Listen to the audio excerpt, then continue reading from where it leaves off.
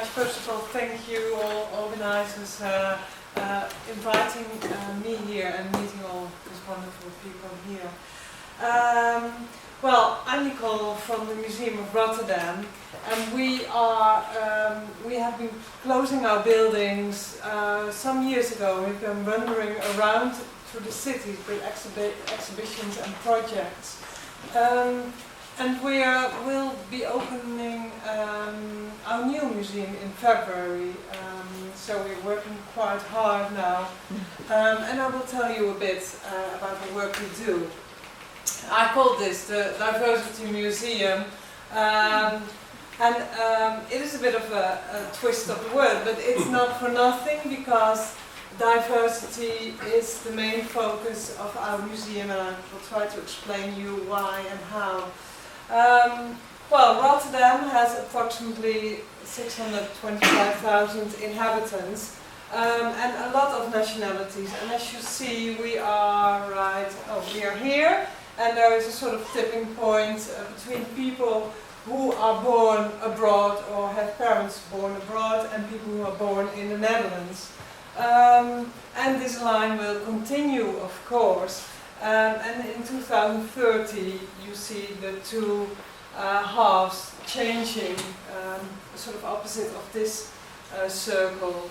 But it doesn't say that it is a sort of, how do you say it, homogeneous group, the red group, because that is just as diverse. I mean, someone from China can't be more different from someone from Africa than someone from Rotterdam. So, as Martin just closed, we are also struggling with this, well, diverse population.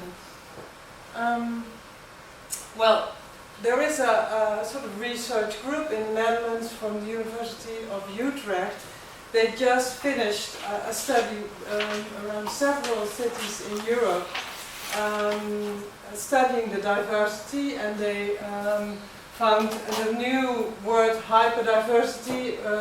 Vertivac had already used superdiversity, but they say, well, it's more about hyperdiversity, and this means a sort of intense diversification of the population, and not only socio-economic or demographic or ethnic terms, but also with respect to lifestyle, attitudes and activities. And urban societies are growing more diverse, not only because of growing numbers of new identities, but also because identities are more fluid and changing all the time. And migration, of course, is a key driver of this growing diversity, but not the only one. So diversity is happening, and migration is happening in a context, and is different for all cities and all communities. So what does this hyperdiversity mean for a city museum, for our city museum in Rotterdam?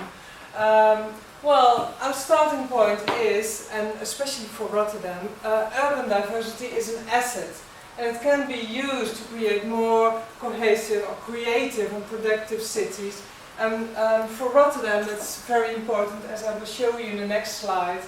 And our vision is that we will try, we want to be an active player to make the city better. And because of this, diversity is a big challenge for the city right now, because it's not only positive, there are lots of negative sides of it as well, as we all know. We try to figure out how can we play a role in this discussion and in this city, and how can we try and make the city a better place for all of us. So this is Rotterdam after the World War, and as you see, there is a lot of space, literally. And this space has been there from that time till now, and that's why there is also a lot of space for people, for newcomers, to make the city their own. And that has always been very important. That's always what people say when they come to Rotterdam. this red circles, this is where our former museum was. It's a 16th century house, building, palace. And we didn't feel very much at home there anymore, so we closed it down, also because of financial reasons. And now we will open a venue over here, which is a newer place, brighter, lighter, and we hope more open for all the Rotterdammers. As you see here, the historic center of the city has vanished. So there isn't this historic identity pushing on everyone and claiming the identity. So it is a much more open city for all people to find a place in it. So in our new exhibition, we look back to the projects we did in the city, and we saw in those projects this hyper-diverse city embodied. And we did try and look for persons who have these themes which are happening now in the city and which are important, we think, for the future in their lives. So I will introduce only two to you because of the time. And I will introduce Carmen. He's from Bulgaria and he came to the Netherlands to work here. And I will introduce to you Max, and he's from Rotterdam, and he's a green urban farmer.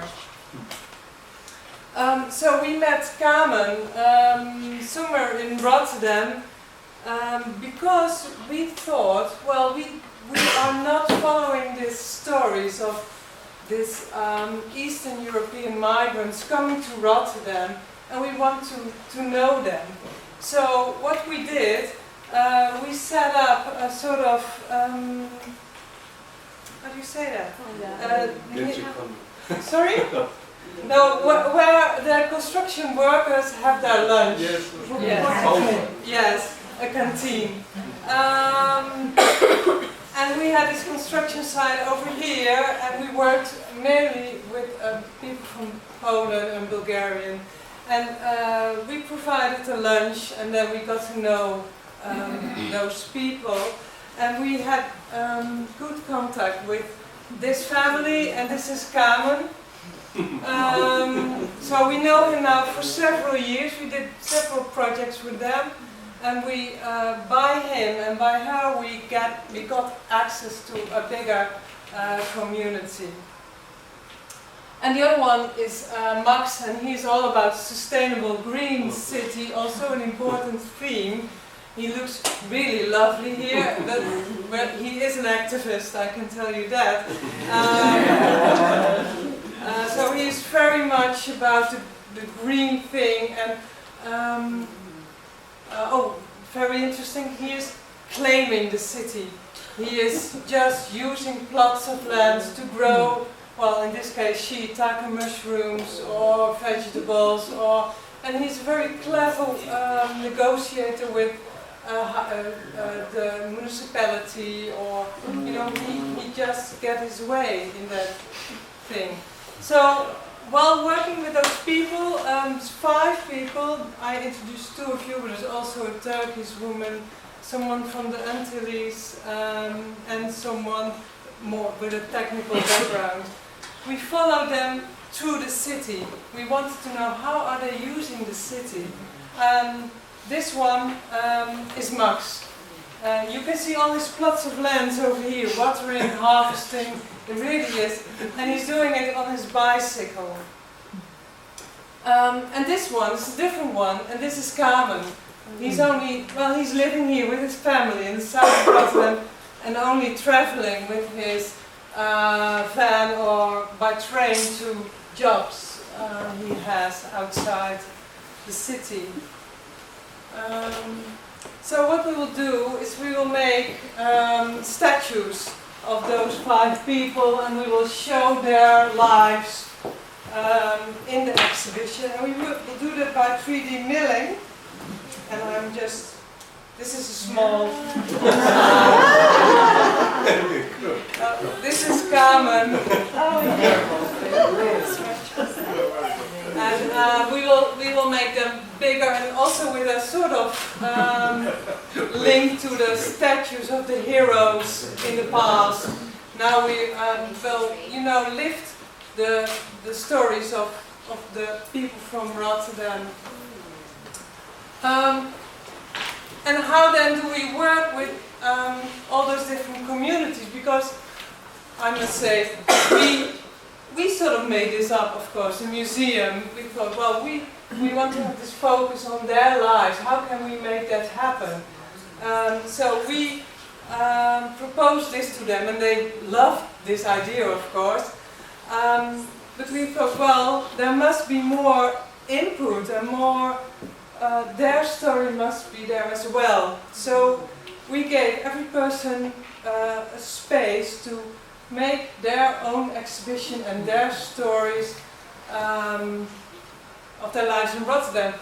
And Carmen, he said, well, what I think is very interesting is the way I'm traveling through Europe, because he's going very much back and forward between Bulgaria and Rotterdam.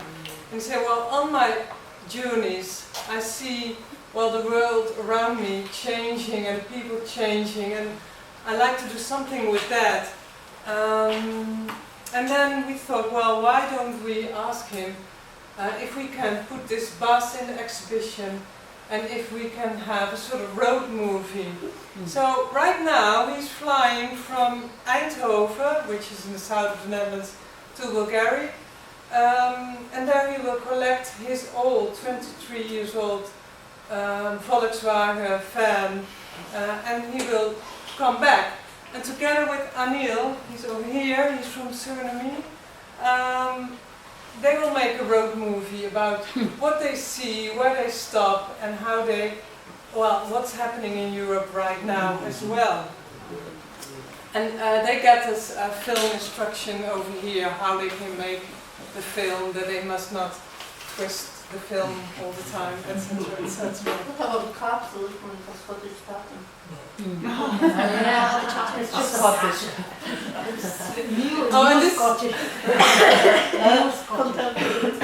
This is the bus. It is already a museum object because we had this bus in another exhibition as well, but with a different kind of film in it. So he used this bus after the exhibition and drove back to Bulgaria. So we very much like to work with people we know very well for a long time as co-producers and co-curators as well. Also for the other people, they are doing the same, but in a very different way. And at last I'd like to explain to you, we have all these different worlds, but still they are very much the same because they're all happening in Rotterdam. And what we really would like that the audience would experience it, that they look at themselves when they see all those lives. But still, we really would like to connect this more directly, and we want to do this in this space over here. And that's the space where we want to have all kinds of discussions and debates.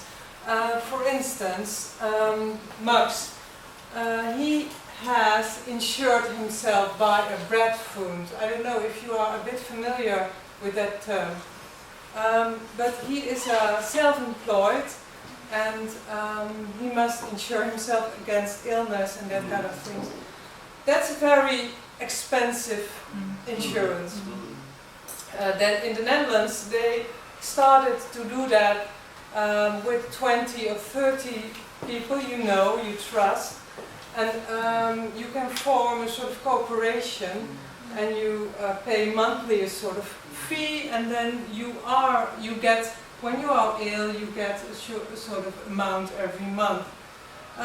It is quite big in the Netherlands right now, and it's very interesting for Carmen, for instance, because he is self-employed as well, but he's always struggling with all kind of rules. And so what we're trying to do is bring Max over here and try and give him the opportunity to explain about the way he is self-employed and is insured.